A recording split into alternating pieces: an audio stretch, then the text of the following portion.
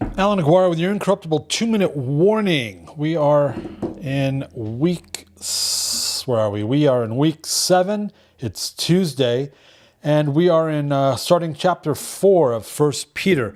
The first 6 verses. This is the stuff that 2-minute warning was made for.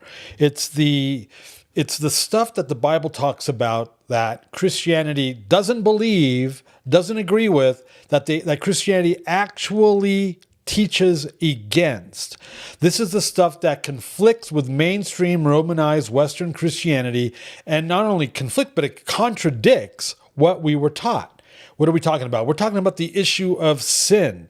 Remember, for some reason, well, we know the reason, it's easier to teach that you have no power or authority or control over sin, over your flesh, over the lust of your flesh. It's easier to teach that than it is to teach you how to manage and how to control your flesh, your lust of the flesh, your sinful desires.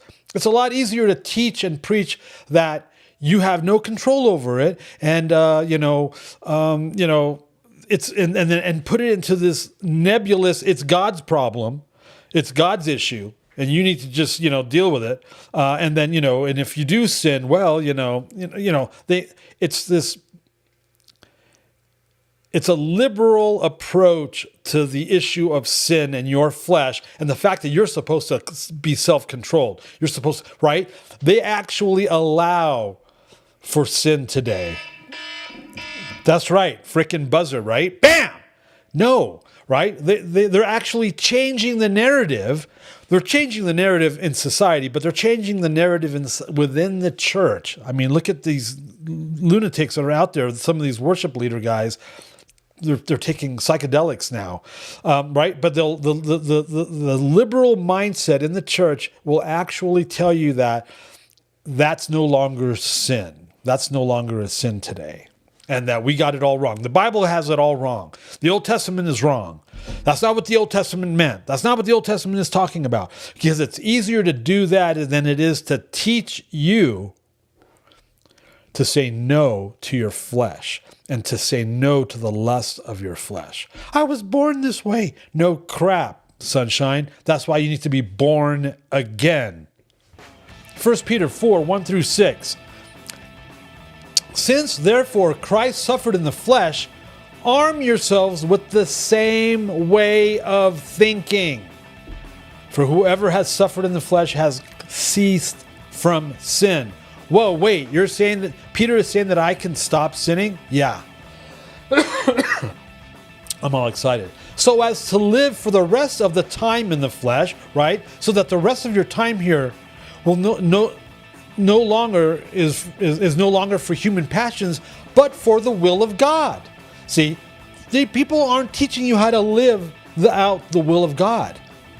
Because in order to do so, they then have to teach you how to overcome your flesh, sin, your sin nature, the lust of your flesh.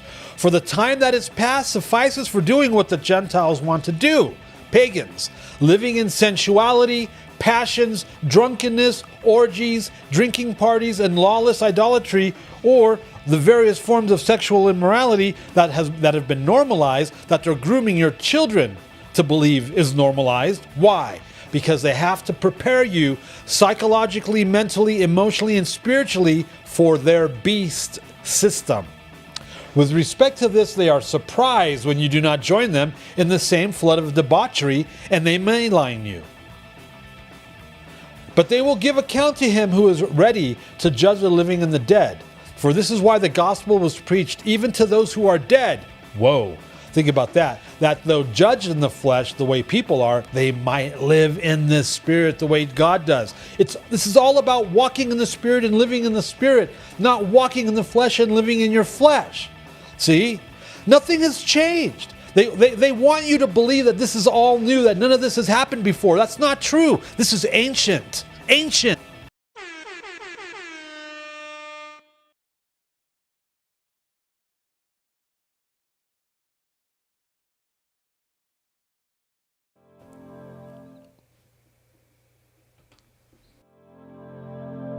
The views and opinions expressed during our broadcasts are solely those of the broadcast producers, hosts, and/or guests, etc., and are not necessarily the views or opinions of the Travelog Network, its sponsors, or affiliates.